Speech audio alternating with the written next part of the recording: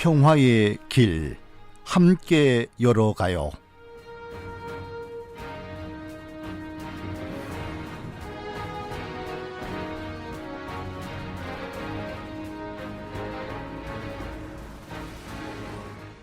한국전쟁 발발 70년을 맞아 매주 월요일 이 시간에는 전쟁의 상처가 이 시대에 어떤 아픔으로 남아있는지 살펴보고 이 땅에 진정한 평화를 이루기 위한 우리의 사명은 무엇인지 생각하는 특집 기획을 마련합니다.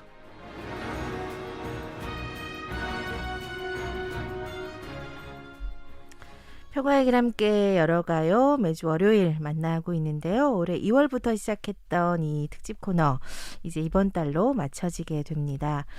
올 한 해 평화와 통일에 관한 활동을 정말 꾸준히 해오신 분 꼽아보자면 바로 오늘 모신 분이 아닌가 싶은데요. 평화통일교육문화센터를 통해 통일의 중요성을 일깨우고 골량골 산내학살 사건 등 기억해야 할 전쟁 역사들을 기록하고 계신 통일로 가는 기록주의자 임재근 교육연구팀장님을 모셨습니다. 안녕하세요. 네, 안녕하십니까. 임재근입니다. 제 소개가 좀 적절했나요? 어떻습니까? 너무 거창해서 부담이 좀 많이 되네요. 최근에 사무실 이전하셨다고 하는데 굉장히 바쁘셨죠? 예. 네. 어떻게 지내셨어요? 네, 벌써 이제 12월 이제 연말이잖아요. 그래서 연말 되면 항상 이게 뭐 다사다난했던 한 해다 이런 얘기를 하는데 올해 또한 진짜 그 말을 이제 빼놓을 수 없는 그런 한 해였던 것 같아요. 그래서 코로나19 때문에 좀 예정됐던 많은 사업들을 뭐 연기하거나 또 심지어 취소도 많이 했었는데요. 네네. 그래도 계획했던 많은 일들을 다행히 저희들 마무리했고 이제 이번 12월 달에 사무실 이전 작업도 좀 마무리해서 조금은 좀 마음이 편안한 상태로 연말을 지금 맞이하고 있습니다. 월평동으로 네네. 새로운 터를 닦으셨다고 해요. 네. 월평동 시대를 맞게 됐는데 새 터에서 출발하시는 소감 어떠세요? 이제 월평동 시대 하니까 너무 거창한데요. 저희 단체가 이제 2014년 10월 달에 이제 처음 창립을 했어요. 이제 뭐 많은 단체들이 그렇지만 좀 재정적인 좀 어려움 때문에 창립과 함께 두세 개 단체들이 함께 이제 사무실을 이제 쓰고 있었고요. 그러다가 이제 6년 만에 처음으로 이제 독립을 하게 된 거죠. 그래서 축하드려요. 예. 고맙습니다. 그러니까 독립이라는 게 어렸을 때 이제 막 여러 가족들이 살다가 이제 내 방을 갖고 싶은 그런 꿈들이 있잖아요. 그렇죠. 저희 이제 단체 입장에서도 이제 독립된 사무 공간을 좀 얻고 싶은 그런 바람들은 있었는데 그 꿈이 6년 만에 좀 이루어진 것 같고요. 그러면서 이제 설렘과 함께 뭔가 이제 뭐 책임감, 이제 어쨌든 독립이라는 것에는 책임이 좀 따르기 때문에 좀 책임감도 조금 느껴지고요. 조금 그래도 이제 정성껏 공간을 뭐 사무 공간만이 아닌 좀 이렇게 사진도 많이 걸어놓고 전시하시고 하셨더라고요. 그래서 이제 갤러리처럼 또는 네네. 좀 작은 책방처럼 좀 꾸며 놓으려고 합니다. 네. 그래서 좀 평화통일을 이야기할 수 있는 조금 그런 아기자기한 공간으로 활용할 계획입니다. 알겠습니다. 기대 많이 해보고요. 네. 예. 올해가 한국전쟁 70년을 맞이하는 해이고 저희도 이제 그래서 특집 방송을 했습니다만 네. 참 올해 많은 분들이 이렇게 한국전쟁 이후에 세월이 많이 흘렀나 이런 좀 느낌을 많이 받으셨을 것 같아요. 우리 팀장님께서 생각하시는 올 한 해 좀 활동해 오신 분야, 특별히 평화통일 관련해서 좀 어떻게 평가하시겠어요? 올해가 이제 전쟁이 이제 벌어진 지 이제 70년이 되는 그런 해이잖아요. 그래서 이제 전쟁을 그러고 나서 끝내지 못한 채 아직까지도 이제 지속하고 있고 전쟁이 3년, 뭐 1129일 동안 이제 진행되었는데 그 전쟁을 이제 완전히 끝내지 못한 상태에서 또 이제 뭐 70년 가까이 이제 지속하고 있는 거죠. 그래서 최근에 2018년도에 그 남북 관계나 어떤 이제 뭐 북미 관계를 봤을 때 대단히 좀 기대가 높았어요. 맞아요. 왜냐하면 이번 기회를 좀 살리지 못한다라면 조금 또 더 오랜 기간을 우리가 기다려야 되겠구나라는 생각을 했었는데 그때 뭐 이렇게 4.27 판문점 선언에 이제 뭐 종전을 하겠다라고도 합의를 했어서 많이 이제 기대감이 높았는데 곧 될 것 같다는 그런 생각도 들고. 네, 안타깝게 이제 작년 뭐 이렇게 거치면서 이제 쇠퇴를 한 거죠. 그래서 제가 생각하기에는 그 기회를 놓쳤기 때문에 올 한 해는 조금 이 한반도 평화 문제라든지 뭐 종전선언 아니면 이제 통일 문제에 있어서 큰 기회를 좀 잃었던 한 해이지 않을까. 그러면서도 좀 자그마한 좀 기회들을 많이 살릴 수 있었던 해인 것 같아요. 뭐 예를 들면 진실화해위원회가 이 기가 이제 출범을 하면서 맞죠. 네. 진상 규명을 할 수 있는 어떤 이제 제도적인 그 기틀이 마련이 됐고 네. 또 우리 지역에서는 이제 산내 골령골의 유해 발굴이 국가적 차원에서 이제 대대적으로 유해 발굴이 시작이 됐기 때문에 좀 그래도 이제 작은 좀 기회들은 좀 살린 것 같아서 좀 그래도 다행이죠. 네네. 전체적인 면에서 보면 조금 후퇴했지만 네. 민간적인 부분이나 또 일정 부분에서는 성과들이 있었다. 네. 예. 우리 팀장님은 개인적으로 봐서는 박사학위 네. 논문 쓰셨잖아요. 네. 한국전쟁기 대전전투 기억들을 좀 이렇게 되새기는 그런 논문이었는데 이후에 좀 전시도 많이 하시고 네. 관련된 일들 하셨죠. 네. 소개 좀 해주세요. 올해가 이제 한국 전쟁이 발발한 지 70년이 되는 해인데 그 이제 어떤 이제 기념이 되는 해에 맞춰서 보통 이제 사업들을 이제 구상을 하잖아요. 그래서 이제 전시를 한번 이제 기획하는데 저희가 이제 지난 그 9월달에 그중 하나가 이제 한국 전쟁 대전 전투 70년 기록전 전쟁 기억 그리고 사라진 사람들 이런 제목으로 태미올해에서 이제 진행을 했었는데요. 네. 이 기록전에서는 이제 1950년 7월 1일부터 20일까지 좀 짧은 기간 동안에 미군 그러니까 한국전쟁에 참전했던 미군 부대의 이제 사진병, 통신병, 그 이제 영상병이라는 통신 부대가 있거든요. 거기에서 이제 대전 지역을 좀 촬영했던 사진과 영상 등 이런 기록들을 가지고 이제 취합해서 이제 전시를 좀 했던 거고요. 얼마 전에 이제 그 이제 12월 9일부터 약간은 이제 비슷한데 시기나 아니면 어떤 이제 주제는 약간 좀 많이 확대돼서 한국전쟁 70년 기억사진전이라는 것을 그래서 제목은 허락되지 않은 기억이라는 제목으로 NGO 지원센터에 가보면 강의장 말고 이제 카페가 있거든요. 그곳에서 전시를 좀 시작했습니다. 그래서 이번 전시는 세 가지 이제 주제가 있어요. 첫 번째는 이제 폭격. 두 번째가 이제 학살, 세 번째는 이제 피란이라는 이제 주제로 나누어서 전시를 하고 있는데요. 학살 이야기는 작년에 이제 콘크리트 기억이나 다른 전시를 통해서도 저도 많이 이제 소개를 드렸었는데 이번에 폭격이라는 주제를 조금 시민들하고 좀 이야기를 하고 싶었어요. 왜냐하면 폭격이라는 것은 이제 전쟁에서 어쩔 수 없이 상대방을 제압하기 위해서 하는 거다라는 인식들이 있었는데 실제 그 폭격에서 수많은 민간인들이 이제 희생당하거든요. 그래서 군 당국에서는 이것을 이제 부수적인 피해다라고만 얘기를 했었는데 어쩔 수 없는 희생이다. 근데 이제 그런 자료나 기록들을 봤더니 꼭 그렇지가 않더라. 오히려 이 폭격은 대량 학살의 또 다른 형태이구나라는 좀 생각들이 좀 들었습니다. 그래서 이번 전시에 그런 이야기들이 좀 담겨져 있고요. 또 하나는 이제 피란인데 이제 피란이라는 것은 이제 전쟁 났을 때 이제 안전한 후방으로 이제 가야 되는데 이 과정에서도 이제 국가가 했던 역할들이 너무나 미약하고 오히려 국가가 이제 그런 피란민들을 의심을 하는 거예요. 정부와 국가의 충성스러운 국민이라는 것을 입증을 해야지만이 안전해지고 만약 그걸 입증을 못하면 마치 적으로 이제 간주돼서 포로 수용소로 이제 끌려가기도 했던 그런 많은 기록들이 있어서 그간 우리들이 전쟁을 이야기할 때 들었던 좀 그런 개념하고는 조금 다른 각도로 이번 전시도 좀 기획이 되어 있습니다. 그래서 그 22일까지입니까? 한번 좀 둘러주시면 좋겠습니다. 그 대전 전투 사라진 사람들 전시는 미군 병사가 직접 찍은 그런 사진들도 많았잖아요. 그럼 지금 전시되고 있는 허락되지 않은 기억전은 어떤 그 출처의 사진들인가요? 이 사진도 마찬가지로 미군 부대들이 대부분 촬영을 한 거예요. 왜냐하면 그 당시 한국의 여러 이제 기록들을 할 수 있는 시스템이 거의 부재했었고 이제 미국은 이걸 군사적인 목적으로 이제 보고의 목적으로 이제 사진과 영상들을 촬영을 하거든요. 이런 기록들을 체계적으로 이제 지금까지 보존해 놓고 있기 때문에 이제 그 사라진 사람들의 이제 사용됐던 영상과 사진의 출처와 마찬가지로 이곳에서도 대부분 이제 미국에 있는 내셔널 아카이브에서 이제 다 이제 수집된 자료들이 이제 기반을 하고 있습니다. 찾아낸 자료들인 거네요. 알겠습니다. 앞에 이제 올 한 해를 조금 평가해 본다면 평화통일 분야에서는 조금 후퇴했지만 민간 등의 노력은 참 빛을 발했다 이런 말씀을 해주셨는데 참 지역에 또 기억할 만한 일 사실 굉장히 많았잖아요. 올해가 한국전쟁 70년이다 이렇게 또 많은 분들이 기념을 하시기도 했는데 개인적으로 보시기에 좀 이 방향 전환이 좀 되어가고 있다라고 보세요. 어떠세요? 그간의 이제 전쟁 기억하면은 이제 군인들 간의 싸움, 이제 전투 중심으로 이제 많이 되어 있었잖아요. 그리고 이제 이런 것들을 기억하려는 어떤 이제 기념물들도 대부분 이제 군인 중심의 이제 그리고 이제 약간은 호전적인 측면이 좀 강해요.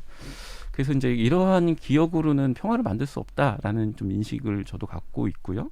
그래서 이제 이런 전쟁 기억을 민간인 중심으로 이제 좀 이전해야 된다라는 것을 저뿐만 아니라 요즘 많은 분들이 좀 함께 이야기를 좀 하고 있습니다. 네. 그래서 이제 그동안 이제 뭐 전쟁 이야기할 때 이제 대표적인 뭐 구호가 이제 평화를 원하거든 전쟁을 준비하라 뭐 이런 이야기가 있었거든요. 네. 근데 전쟁을 준비해서는 평화를 만들 수 없다. 그래서 평화를 원하거든 평화를 준비해야 된다라는 그러한 이야기를 좀 하는 거죠. 그래서 이제 호전성을 갖고 있는 이런 전쟁 기억으로는 우리가 이제 평화를 만들 수 없기 때문에 전쟁 기억을 평화를 갈망하는 이런 기억으로 좀 만들어야 된다라는 건데요. 그래서 조금씩 이제 어떤 운동적 측면에서 좀 이야기들이 곳곳에서 좀 나오고 있습니다. 그러한 과정에서 뭐 저희 논문이나 이러한 뭐 전시라든지 같은 맥락에서 조금 볼 수가 있고요. 또 하나는 이제 전쟁을 겪으면서 분단이 고착화됐던 거잖아요. 네. 그러고 나서 아직도 우리가 이제 뭐 평화를 완전히 만들지 못하고 이제 뭐 통일로 가야 되는 먼 길이 있는데 그 중에서 하나 우리가 더 또 해결해야 할 과제가 통일의 상대 그리고 전쟁을 겪었던 상대방인 북한에 대한 인식이 좀 많이 중요하다. 뭐 그간 우리들이 배웠던 북한에 대한 인식은 기본적으로 좀 이렇게 호전적이고 좀 악마화되어 있잖아요.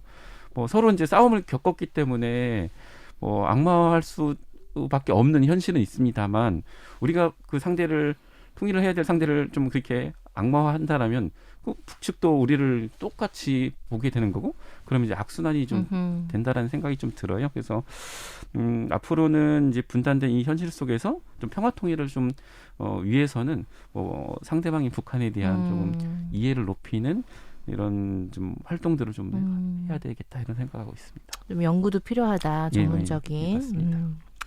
새로운 방향이 좀 필요하다 이런 진단이신데 네네. 사실 이제 과거사 정리의 문제가 있잖아요. 네. 예, 이제 뭐 물론 이제 나아가고자 하는 우리 세대도 많고 그런 이제 측면이 있습니다만 선결적으로 해결해야 될 일들이 있잖아요. 네네. 어떤 게 좀 있다고 보세요? 그러니까 이제 그 어떤 분들은 그러죠. 왜 캐캐목은 과거에 이렇게 집착하냐. 그런데 저는 어떤 사람들이 이제 행동을 하기 위해서는 이제 생각이 바뀌어야 되는데 사람들의 생각은 기본적으로 그 사람이 했던 경험 또는 그 사람이 이제 습득한 지식 또는 뭐 이렇게 직간접적으로 이제 얻게 되었던 기억들을 이제 기반으로 하고 있거든요. 근데 이런 것들이 좀 제대로 좀 정리되지 않는다라면 좀 미래를 어떤 구상할 때 좀 잘못된 방향으로 가거나 혹은 과거에 잘못된 일로 인해서 이제 피해를 받았던 이제 피해자들을 이체 가해하는 상황을 좀 만들 수도 있거든요. 그렇죠. 그래서 이 과거사는 그냥 옛날 묵은 것을 다시 들추는 것이 아니라 만약에 그때 제대로 정리를 했더라면 필요 없는 일이지만 지금 우리 한국 사회가 그 과제를 완수하지 못했다. 완수하지 못했기 때문에 먼저 과거를 정리를 제대로 해야지만 먼저 이게 기반을 닦아야지 거기에 뭔가를 이제 건물을 짓든 올릴 수 있는 거잖아요. 그래서 이제 그 부분을 우리가 무시하고 또는 이제 배제하고 뭐 이제 미래만 이야기한다라는 것은 좀 어불성설이다. 좀 이런 생각이 듭니다. 좀 먼저 해결해야 될 문제다. 네네. 예. 이어지는 얘기인데 올해 기억할 일들로 골련골 유해 발굴 작업 많은 분들이 아마 꼽으실 텐데 네네. 우리 팀장님 현장에 많이 다녀오셨죠? 네, 지난 9월 21일부터 11월 이제 20일 사이에 한 40여일, 42일 동안 유해 발굴이 좀 진행이 되었어요. 모두 매일매일 좀 제가 갈 수는 없었지만 그래도 좀 가급적 많은 날 좀 현장을 찾아가서 유해 발굴 상황도 좀 지켜보고 때로는 이제 뭐 직접 좀 발굴도 돕기도 하고 또 틈틈이 좀 기록하는 일도 좀 했었습니다. 그러셨군요. 사진으로 많이 네. 그 현장들을 남기시고 네. 예, 또 많은 분들이 아마 그걸 보셨을 텐데 좀 기억에 남았던 일, 좀 현장 모습 중에 좀 알리고 싶었던 일들 어떤 게 있을까요? 이제 민간인 학살 문제, 산내 권력골 문제는 좀 오랫동안 이제 연구하고 조사하면서 뭐 글, 또 사진, 그다음에 증언들을 이제 좀 들어왔었고, 그러다 보니까 이제 뭐 대부분의 어떤 이제 사건의 맥락들은 이제 알고는 있다라고 생각했는데, 막상 그 세상에서 가장 긴 무덤이라는 그 현장을 이제 파헤친 거잖아요. 파헤쳤을 때 그 땅 속에서 드러났던 그 얽혀 있는 그 유해 뼈 조각들을 보니까 좀 다시 한번 그 이제 글과 사진과는 또 다른 측면에 좀 충격을 좀 받았고요. 실제적인 모습에서. 예. 그 이제 부분적으로 본다면 3평도 안 되는 그 이제 구역에 한 30여 구의 유골들이 이제 묻혀 있는 네네. 모습. 전체적으로 보면 이번에 40일 동안 발굴했던 그 면적이 한 30평 정도? 30평 33평 정도밖에 안 되는데 거기서 250여 구의 유괴들을 이제 수습을 한 거예요. 켜켜이 이제 쌓여 있던 네, 거죠. 켜켜이 있고 근데 온전한 뼈들이 별로 없는 거예요. 제가 이제 확인했던 온전한 두개골은 하나 또는 2개 정도. 그다음에 작은 뼈들은 아예 이제 흙 속으로 다 이제 사라져 버렸고 단단한 이제 정강이 다리뼈들만 네. 좀 남아 있어서 좀 그 모습이 좀 충격이 좀 컸고요. 뭐 기억에 남는 현장 모습 몇 가지를 말씀드리면 유해 발굴단 말고 많은 분들이 이제 좀 일손 돕겠다라고 자원봉사로 참여를 하셨어요. 네네. 그 중에 뭐 특히 기억에 남는 것은 서울 성미산학교 학생들이 유해 발굴을 하려고 참여를 했다가 네네. 이제 다시 이제 올라가서 한 번으로 안 되겠다 해서 다시 내려온 거예요. 또 왔어요. 예, 그것도 3일이나 예. 아유. 3일 동안 또 유해 발굴을 하고 그다음에 마지막 날 그 발굴한 유해를 이제 안장할 때 또 참여해가지고 이제 손수 준비한 발언이라든지 그다음에 기억나무까지 이제 준비해서 그 현장에다가 이제 심고 갔었고요. 그리고 이제 그 사과버린 그 뼈들 사이에서 그 이제 탄피들이 계속 나오는 거예요. 그 탄피라는 것은 이제 총을 쐈을 때 총을 쏜 곳에 튕겨져 나가는 거잖아요. 학살의 증거죠. 학살의 네. 증거인데 이제 아주 이제 가까이서 쐈다. 근접 사살, 근접에서 예. 쏴졌다. 네, 아니면 확인 사살을 했다라는 그런 증거들이 땅 속에서 막 나오는 걸 보면서 좀 국가란 무엇인가 좀 이런 생각들이 들었고 또 이제 유해 발굴 그 현장에 유가족분들이 또 거의 매일 이제 오시거든요. 그러셨다고 하더라고요. 예. 예. 아버님, 부모님이 뼈일 수 있는 그 뼈 조각들을 바라보는 유가족들을 또 지켜보는 제 마음이 너무 조금 약간 울컥하는 뭐 이런 모습도 기억이 납니다. 그 유가족 분들은 이렇게 유해를 찾아내는 그 과정만으로 좀 마음이 좀 해소가 되는 걸 느끼셨나요? 그렇죠. 일정 부분, 그러니까 우선은 유해 발굴이라는 것은 단순하게 그 뼈를, 그러니까 그 땅속에 있던 매장되어 있던 유해들을 드러내는 일만이 아니라 네네. 어떤 학살 주체, 가해 주체의 증거들을 잡는 그렇죠. 일이면서도 예. 피해자들이 오랜 기간 동안에 받아왔던 이런 그 뭐랄까 그 감정들을 풀어주는 회원의 또 성격들도 있거든요. 네. 그래서 좀 다양한 측면에서 좀 유해 발굴이 이제 필요한 거고 그래서 계속 뭐 유가족들뿐만 아니라 많은 사람들이 유해 발굴이 빨리 돼야 된다. 왜냐하면 지금 그 피해자들의 유가족들이 연세가 지금 7, 80대예요. 고령이시죠. 예. 그러면 이분들 입장에서는 그 이제 한을 풀지 못한 채 또 이제 돌아가실 수 있는 좀 상황이기 때문에 좀 시급하다라는 좀 생각이 들었습니다. 예. 이번에 그 자료에 보니까 250여 구 정도 유해를 찾아냈다 하셨는데 지지난주에 저희들 발굴단 한 분을 모셨는데 이게 좀 최대한 많이 유해를 뭐 내년까지라도 찾아내는 것이 이제 목표다 이런 말씀을 하셨는데 앞으로 이 유해 발굴 이 작업 어떻게 돼야 된다고 생각하세요? 예, 그 장소 산내 골련골이 이제 평화공원, 이제 한국전쟁 전후로 발생했던 민간인 학살들을 전체 이제 추모하고 그다음에 이제 평화와 인권 교육을 할 수 있는 이제 현장으로 이제 만들어지고 있잖아요. 그래서 사실 유해 발굴은 그 평화공원 조성과 좀 시간을 좀 맞추는 게 좀 좋겠다. 왜냐하면 평화공원은 조성됐는데 유해 발굴이 완료가 되지 않는다라면 뭐 진상규명이라든지 이런 부분이 좀 부족하기도 하고 공원인데 옆에서 또 한가하게 진행되면 좀 심란한 마음도 또 있잖아요. 그래서 이번에 한 40여일 동안 뭐 한 33평 정도 이 정도밖에 발굴을 못했기 때문에 발굴 속도를 좀 내야 될 필요가 있는 거죠. 빨리 해야 된다. 예. 네. 그러려면 사실 지금보다 훨씬 더 많은 규모의 이제 유해 발굴단이 뭐 투입이 된다든지 그러면 그에 따른 이제 재정적인 이제 뭐 마련도 좀 필요한데 지금 뭐 내년에도 이제 유해 발굴은 예정되어 있으나 네네. 좀 이것을 좀 더 좀 빠르게 좀 적극적으로 좀 해야 되고요. 또 아까 말씀드린 대로 유가족분들도 너무 연로한 상황이기 때문에 네네. 좀 이분들의 바람도 좀 본인들이 좀 건강할 때 좀 유해 발굴을 좀 지켜볼 수 있었으면 좋겠다. 네. 이런 희망을 좀 갖고 있습니다. 그리고 또 하나 말씀드리고 싶은 거는 이 유해 발굴이 뭐 국가적 책무이기 때문에 국가적인 어떤 이제 뭐 재정 마련이라든지 제도를 통해서 되는 것도 있지만 좀 지자체 차원에서도 별도의 좀 노력을 해주시면 좋겠다. 지자체 노력 필요하다. 네네네. 그래서 너무 이제 국가 상으로만 좀 바라보지 마시고 음. 지자체 차원에서 뭐 다른 지역 같은 경우는 별도의 유해 발굴 한 적도 있거든요. 네. 그러면 뭐 국가와 그다음에 지방 자치단체, 그다음에 시민들이 함께 한다라면 속도를 또 더 낼 수 있지 않겠는가. 네. 그래요. 알겠습니다. 오늘은 평화통일교육문화센터 활동을 통해서 이 평화 통일에 대한 의제 끊임없이 또 던져주고 계신 우리 임재근 교육연구팀장님 모시고 얘기 나누고 있습니다. 자, 이제 그 기본적인 질문 한번 드려야 되겠는데요. 워낙 열심히 하시니까 이제 이런 많은 분들이 지금도 이 지역의 이 아픈 역사를 좀 알리기 위해서 노력을 많이 하시잖아요. 네. 예. 이런 걸 계속 하다 보면 이제 좋아지는 거겠죠. 미래가 좀 앞당겨지는. 네네. 어떻게 생각하세요? 만약에 그렇지 않다면 또는 그렇지 않다고 생각한다면 활동하기 너무 힘들 것 같아요. 그래서 이제 때로는 솔직히 이제 지치기도 하죠. 그리고 어떨 때는 이게 후퇴하는 거 아니냐 이런 생각이 들 때도 있는데 그러면서 이제 마인드 컨트롤할까요? 내 생각을 하는 게 좀 후퇴하는 것 같고 제자리 걸음 같긴 하지만 마치 이제 나사를 돌리면은 회전하지만 앞으로 이제 움직이잖아요. 그래서 저는 이제 그렇게 생각하면서 이제 활동을 하고 있고요.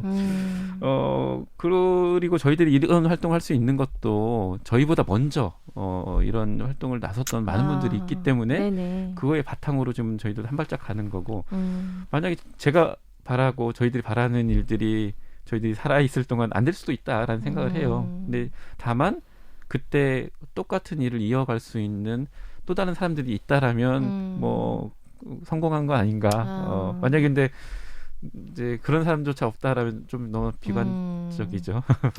있을 겁니다. 네네. 예, 희망을 가지고. 네네. 예, 예.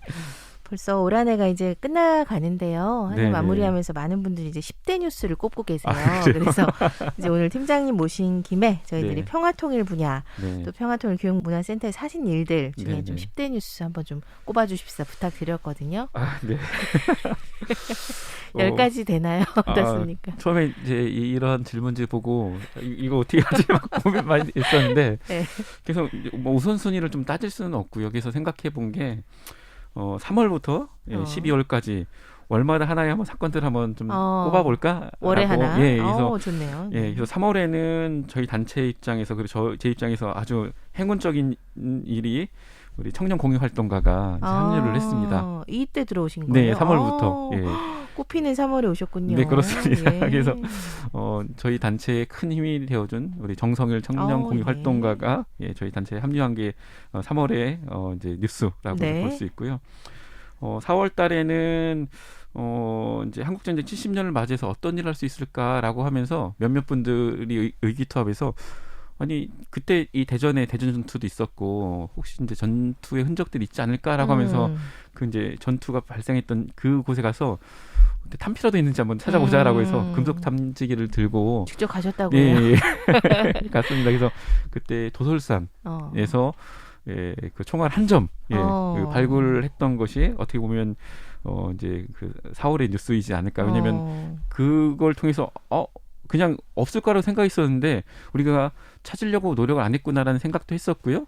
사실 그 총알을 또 이제 전시를 할 수도 있었고 또 강의할 때 그러한 이야기들을 또 나눌 수 있는 하나의 좋은 이제 소재가 됐었습니다. 그래서 실제 전쟁에 쓰인 총알이에요? 네네. 그래서 처음에는 이제 너무 총알이 작아서 뭐 권총이라는 건 알았는데 그래서 지난번에 저희 전시장에 이제 박선주 교수님이 오셨어요. 그래서 교수님께 여쭤봤더니 인민군 측에서 이제 쐈던 기관총의 총알로 이제 보인다. 그렇게 좀 이야기를 좀 들었습니다. 네. 그리고 5월과 6월 같은 경우는 사실 뭐 저희 단체 말고 이제 우리 이제 남북 관계에 있어서 큰 이제 일들이 있었어요. 뭐냐면 하나는 5월에는 이제 대북 전단 살포로 인해서 남북 관계가 예. 냉랭했던 남북 관계가 더 안 좋아졌죠. 그래서 사실 이 대북 전단 문제는 오래전부터 저희들이 문제 제기를 해왔던 문제예요. 왜냐하면 이것은 단순히 종이 조각이 아니라 이건 종이 폭탄이다. 남북 관계를 경색시킬 뿐만 아니라 심지어는 서로의 군사적인 자극을 일으켜서 교전으로 갈 수도 있는 문제다라고 생각을 했었는데 네. 아니나 다를까 이제 6월 달에 바로 이제 개성했던 남 공동 연락사무소가 폭파되는 일도 있었죠. 그래서 네네. 5월의 뉴스는 대북 전단 살포, 6월은 남북 공동 연락사무소 폭파이지 네네. 않을까 좀 생각을 합니다. 네. 7월로 갈게요. 예, 그러면 지금 5대 나왔습니다. 절반을 넘었고요. 네. 그 사실 3월부터 그 6월까지가 정말 개인적으로 되게 힘들었었어요. 왜냐면 그 박사 논문을 쓰는 시기여서 맞아요. 대부분의 대외 활동도 못 했는데 다행히 7월 달에 이제 그 박사 논문을 나와서 마치겠습니다. 그래서 저희 개인적으로도 그렇고 저희 단체에서도 이제 관련된 연구였기 때문에 많이 좀 축하해 주셔서 7월의 뉴스는 논문 발표. 그리고 이제 네. 8월 달에는 그걸 기반으로 해서 아까 말씀드렸던 한국전쟁 대전전 70년 기록전을 8월 이제 25일부터 이제 하기로 이제 준비를 다 해놨었습니다. 근데 안타깝게 코로나로 인해서 이제 연기가 돼서 실제 그 전시는 9월부터 시작했지만 이제 전시 준비는 이제 8월달에 했기 때문에 8월의 뉴스는 그 이제 전쟁 기억 그리고 사라진 사람들을 준비한 거. 네. 네. 그리고 뭐 9월 달에는 그 아까 말씀드렸던 이제 산내 곤령골 유해 발굴이죠. 뭐 이것은 저희 단체에서 오랫동안 함께 산내 곤령골 평화 기행을 하면서 참여를 하기도 했지만 지역 입장에서 그리고 전국 평화 공원을 만드는 측면에서도 대단히 중요한 이제 사건이었고 네. 많이 좀 의미가 이제 컸던 일이기 때문에 당연히 네. 9월의 이슈는 산내 곤령골 유해 발굴로 꼽아봤고요. 다음에 10월 달이 좀 고민이었습니다. 어떤 게 있었어요? 그래서 저희가 원래 단체에서 이제 홈페이지 말고 유튜브 채널을 그 운영을 같이 했었어요. 그래서 한 달에 한 건 정도 뭐 평화통일과 관련된 또는 지역 이슈와 관련된 이것들을 좀 제작해서 이제 올렸었는데 그때 제가 이제 그 장명한 게 이제 미디어 원이었습니다. 미디어 원. 예, 네. 원이라는 것은 이제 하나를 이제 바라는 그래서 뭐 하나된 세상, 뭐 통일, 뭐 여러 가지 그래서 이제 미디어 원이라고 했는데. 우리 청년 공익활동가가 이거는 검색해도 안 나온다고 이름을 바꿔야 된다고 바꾸셨어요? 예, 그래서 이제 청년 공익활동가가 우리 대전에서 이제 통일운동하고 이제 통일 이야기를 할 거니까 대전에서 이런 얘기를 잘할 수 있는 단체 그래서 이제 대전통 이라고 이제 이름을 좀 바꿨습니다. 그래서 사실 그 바꾸고 나니까 오히려 조금 많이 이제 구독자도 늘었고요. 예, 그때 이제 업로드되는 그 영상들도 많이 좀 그 이제 반응도도 좋아서 바꾸길 잘했다. 그래서 새로운 개편. 네네. 11월이네요. 11월은 저희가 이제 매년 이제 한 5차례 정도 평화 기행을 대전과 뭐 노군리, 뭐 여수, 제주 이렇게 다녀왔었는데요.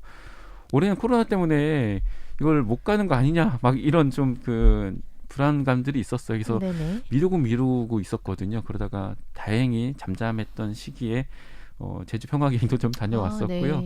11월 달에는 대전 쪽 평화기행 그리고 이제 12월 달에는 사실은 수도권 평화기행을 좀 준비했었는데 안타깝게도 수도권 평화기행은 좀 가지 못했습니다. 코로나 때문에. 네네네. 그래도 뭐 2차례 진행했던 평화기행을 11월에 뉴스로 좀 선정을 하겠고요. 뭐 12월은 아시겠죠?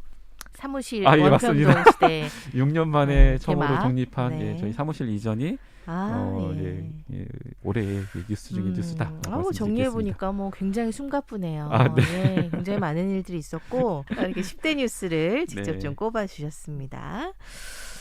많은 분들이 이 자리에 나오셔서 이제 뭐 통일에 대한 꿈을 여쭤봤을 때 뭐 금강산에 한번 가고 싶다 또는 뭐 평양냉면 먹어보고 싶다 이런 얘기를 많이 하셨거든요.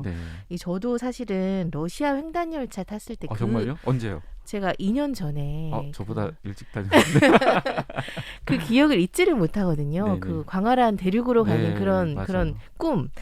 그런 분들이 많이 또 계실 텐데 우리 팀장님은 언제 이런 운명을 좀 강하게 느끼셨나요? 저도 사실 작년에 그 블라디보스토크하고 우스리스크 등에서 러시아에 저 이제 답사를 좀 다녀왔었어요. 그래서 그 블라디보스토크에 가면 시베리아 횡단 철도의 시작점 해가지고 9288 맞아요. 써 있는 그 이제 이정표가 있잖아요. 그래서 저도 그 마찬가지로 그 광활한 대륙을 좀 보고 와서 좀 느끼는 게 좀 달랐거든요. 그러고 나서 제가 이동했던 것은 두만강 따라서 그리고 압록강 따라서 이제 접경 지역을 좀 답사를 했었습니다. 근데 그 강을 넘을 수 없는 그래서 멀리서 바라볼 수밖에 없는 이 현실이 지금 분단을 친다면 75년 전쟁을 겪으면서 이제 70년이 좀 지났잖아요. 그래서 이제 아직도 우리가 이제 분단된 상황 속에 살고 있구나라는 좀 생각들을 했었고요. 제가 뭐 본격적으로 어떤 뭐 통일운동을 선택했던 건 한 15년 전쯤이에요. 당시에 제가 이제 직장 생활을 이제 하다가 이제 그만둘 이제 타이밍이었는데 그냥 좀 약간 이제 거창해 보일 수도 있는데 지금 우리는 어떤 시대로 살고 있지? 이런 생각을 해봤어요. 그랬더니 뭐 단 한마디로 표현할 수는 없지만 지금 우리는 분단 시대를 살고 있다라는 생각이 들었거든요. 그러니까 남과 북이 떨어져서 아직도 뭐 지금으로 치면 75년 동안 이제 분단 시대를 살고 있는데 네. 그럼 분단 시대에 어떤 일을 해야 될까 이런 고민들을 하면서 조금 이제 그 시대를 좀 확산시켜봤더니 일제 강점기라는 이 시대에는 어떤 일을 해야 그래도 사회에 좀 기여할 수 있는가 생각해 보면 그 당시에는 당연히 항일 독립운동이었잖아요. 네. 그러면 분단 시대에는 어떤 일을 하는 게 그래도 좀 바람직하고 좀 보람이 될까 했을 때 그거야말로 이제 통일 운동이지 않을까라고 좀 생각을 했습니다. 그래서 사실 어떠한 뭐 사건이나 계기가 있었던 건 아니고요. 그냥 앞으로 뭘 하지?라고 이제 뭐 곰곰이 생각하다 보니 뭐 조금 당위적으로 좀 책무와 같이 이제 통일 운동 뭐 이것을 좀 선택하게 된 것 같아요. 우리 민족에게 중요한 일이다라는 그런 생각이. 네, 그렇다고 해서 제가 뭐 혼자 할 수 있는 건 아니고요. 그냥 제가 할 수 있는 위치에서 제가 할 수 있는 역할들을 한다라면 그래도 조금이라도 좀 도움이 되지 않을까. 예. 앞에 이제 국가적 차원에서는 올 한해 조금 평화 통일에 우리가 뒷걸음친 게 아니냐 뭐 이런 얘기도 해봤는데 문재인 대통령은 사실 또 이 종전 선언을 하들 올해도 이제 제시를 하고 그 이후에도 계속 한반도 평화 프로세스 얘기를 계속 이제 하고 있는데 종전 선언 이루어지기 위해서 좀 해결해야 될 거 뭐가 있을까요? 지금 종전 선언을 하지 못한 지 24,600일이 넘었어요. 그러니까 이제 날짜로 치니까 너무나 이제 긴 시간이죠. 네네. 정말 너무나 오랫동안 지속되다 보니까 지금이 어떤 이제 정전 상태인지를 인식하지 못하고 살고 있어요. 그런 것 같아요. 그 상태가 이렇게 오래 지속됐어? 그러니까 오래 지속되다 보니까 우리가 좀 인식하고 있지 못한 채 좀 살고 있는 건 아닌가라는 생각인데 그렇기 때문에 좀 하루빨리 이제 이 종전 선언을 해서 좀 평화협정 체결로 나서야 되는 것은 당연한데 이게 이제 혼자 내가 하고 싶다고 해서 우리가 하고 싶다고 할 수 있는 게 아니잖아요. 네. 상대방이 있는 문제예요. 그래서 상대방을 이제 설득하려는 노력을 뭐 반드시 해야 되겠지만 상대방의 마음을 움직이기 위해서는 우리가 먼저 좀 해야 될 일들을 좀 찾아내야 된다. 근데 사실은 좀 그런 부분에 있어서 좀 소극적이었던 거 아닌가라는 생각이 들거든요. 예를 들면 4.27 판문점 선언에 대해서 국회 비를 통해서 좀 법제화를 더 명료하게 하자라고 했었는데 아직 그거를 좀 하지 좀 못했고요. 그다음에 이제 개성공단 문제도 좀 마찬가지인 것 같아요. 그 이제 내일 15일이면 2014년 12월 15일이 개성공단에서 처음 생산됐던 제품이었던 그 통일 냄비라고 이제 기억하실 거예요. 그게 처음 출시된 날이거든요. 이 12월 15일. 12월 15일이요. 그렇군요. 예. 그런데 지금 16년이 지났어요. 예. 그리고 2016년 2월 10일이 그 남북 그 경제 협력의 상징이었던 개성공단이 폐쇄됐는데 이제 잠시 후면 이제 5년이 이제 다가오고 있는 거죠. 근데 이 개성공단 재개 같은 경우는 사실 대북 제재의 조건 속에서도 할 수 있는 좀 일이라고 생각이 되는데 좀 이런 부분들을 좀 하지 못하고 있어서 그러니까 이제 종전 선언을 앞당기기 위해서는 우리가 남북 관계 개선을 할 수 있는 일부터 먼저 조금 해결해야 되지 않을까 이런 생각이 듭니다. 중단돼 있는 혹은 할 수 있는 일부터 하는 게 중요하다.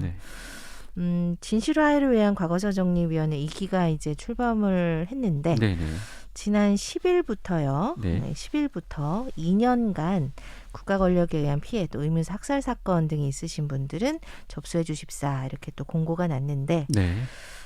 저희가 이 자리에 이제 한국전쟁 민간인 학살 피해 유가족 한 분을 모셨었는데 고령이시고 이제 그러다 보니까 이거를 우리가 이제 접수해서 밝히는 것이 굉장히 어렵다. 국가가 명단이나 이런 어떤 실체를 더 많이 아는 것이 아니냐. 네. 먼저 좀 밝혀주면 어떠냐. 이런 말씀도 강하게 얘기를 하셨거든요. 네.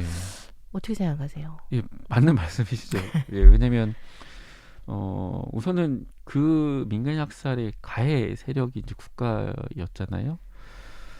그러니까 이제 그것을 푸는 주체도 이제 국가가 되어야 되고 또 하나는 그런 정보와 그다음에 이제 시스템 그다음에 여러 가지 권력들을 국가가 독점하고 있기 때문에 개인이 이것을 해결하기에는 너무나 좀 어려움이 많죠.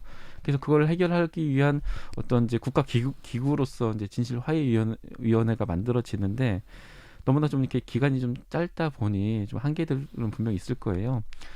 또 하나는 이제 많은 분들이 이걸 신청해서 이 문제를 해결할 수 있도록 참여를 해주셔야 네네. 되는데 일기 때도 어떤 어려움이 있었냐면요.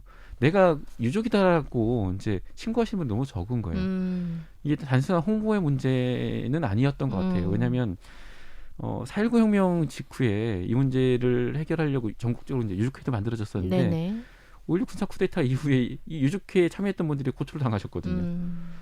그러다 보니까 국가에 대한 좀 뭐 배신, 그다음에 불신, 그다음에 두려움이 이제 있는 거예요. 학습 효과가 있군요. 예, 예.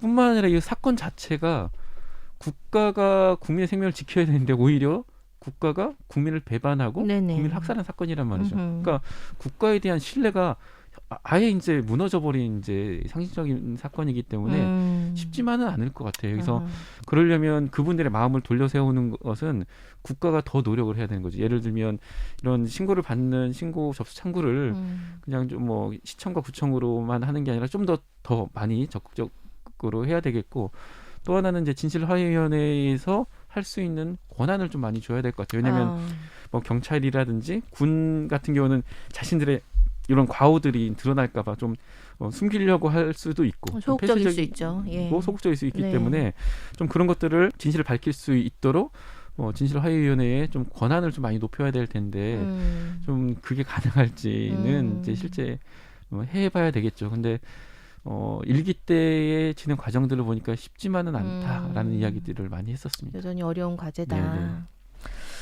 최근에 우리 팀장님을 보니까 그 후배가 들어와서 네. 예, 이제 힘이 3월 달에 들어온 네, 나실 것 같아요. 네. 특히 이제 우리 다음 세대, 청년 세대가 좀 관심 갖고 이 평화 통일 문제에 좀 나서줬으면 좋겠다 이런 생각이 드는데 네.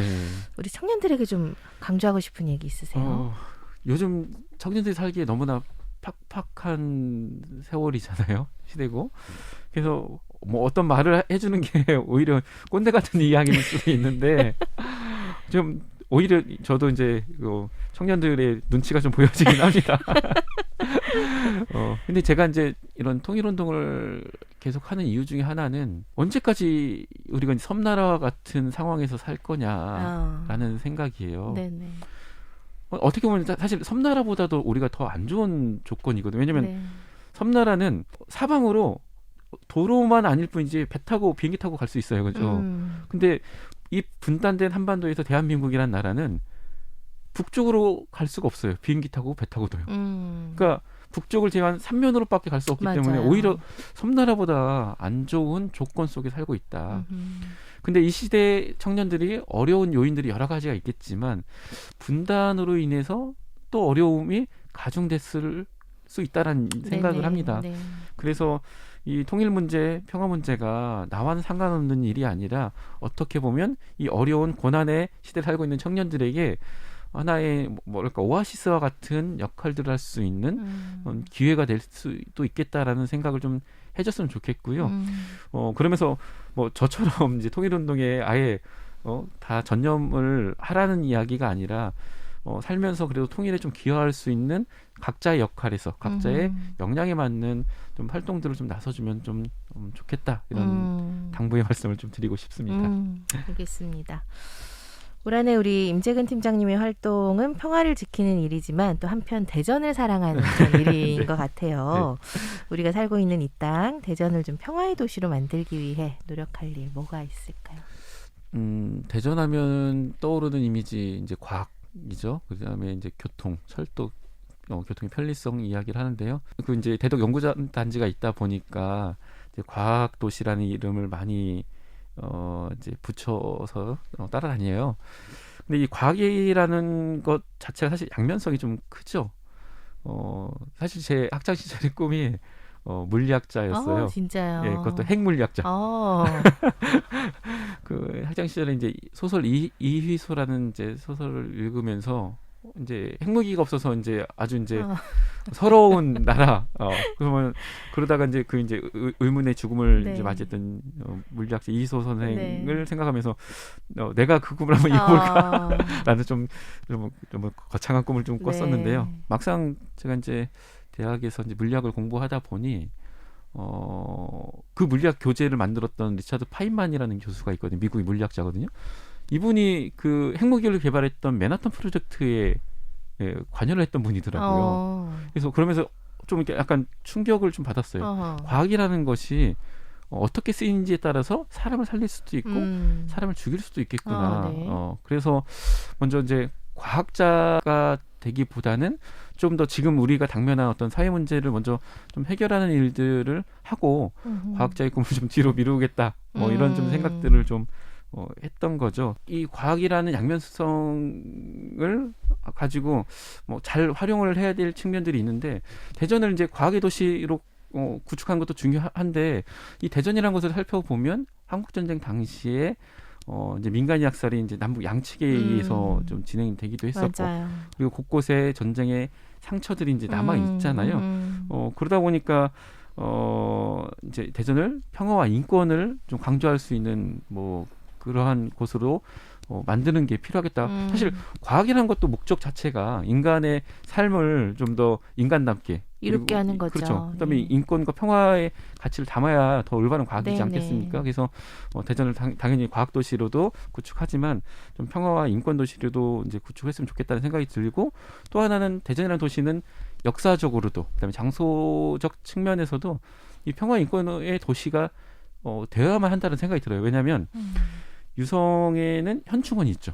현충원은 나라를 위해서 헌신했던 분들, 나라를 위해서 죽은 분들이 묻혀 있는 곳이에요. 특히 이제 전쟁을 겪었던 분들이 많이 안장되어 있죠. 그 반대쪽에는 산내 골룡골이 있습니다.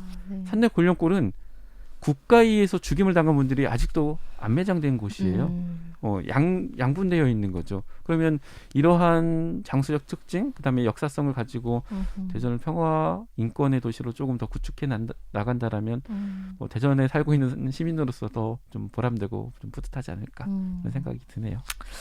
앞으로 북한 관련 연구 계획하시는 거 어떤 게 있을까요? 네, 제가 그 대학원 전공이 북한학과인데요. 이제 한국 전쟁이나 이런 것에서 당연히 북한을 연구를 하기도 했지만 이제 사람이 죽는 이야기들만 하다 보니까 너무 힘들어요. 좀 그래서 앞으로 더 하고 싶은 연구 중에 하나는 북한을 좀 더 시민들에게 쉽게 알릴 수 있도록 제가 좋아하는 이런 자료 수집들, 사진, 영상들을 좀 많이 좀 수집을 해서 시민들에게 알리는 일들을 좀 하고 싶고요. 그래서 내년에는 좀 북한을 소개하는 전시회 이런 것들을 한번 해보고 싶다는 좀 구상들이 있습니다. 근데 다만 좀 현실적으로 어려운 점이 뭐냐면요. 북한의 자료와 영상과 사진들을 수집한다는 것이 현행법으로는 문제가 되는 거예요. 네. 국가보안법이라는 게 있잖아요. 네네. 그래서 연구를 하는 학자 입장에서도 불편하고 이제 시민들 입장에서도 좀 불편하고 만약에 이런 것들을 이제 전시로 꾸몄을 때 어떤 분들은 이거 너무 침묵적이지 않냐 이렇게 공격을 하면은 이 국가보안법 체제 내에서는 정말 이제 방어할 수 없는 상황이 벌어질 수 있기 때문에 조금 편하고 그다음에 자유롭게 좀 연구하고 조사할 수 있도록 좀 이 법적 문제도 조금 해결되면 좋겠다라는 생각이 드네요. 네, 이제 마지막 질문을 드리겠습니다.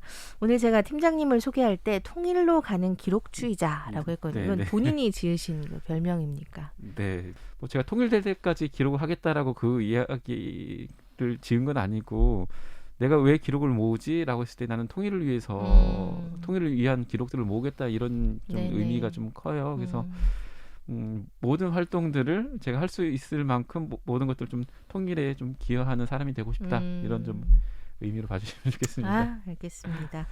오늘은 정말 올 한 해 바쁘게 달려오신 우리 평화통일교육문화센터 교육연구팀장 임재근 팀장님 모시고 얘기 나눠봤는데 올 한 해 많은 도움 주셔서 정말 감사하고요.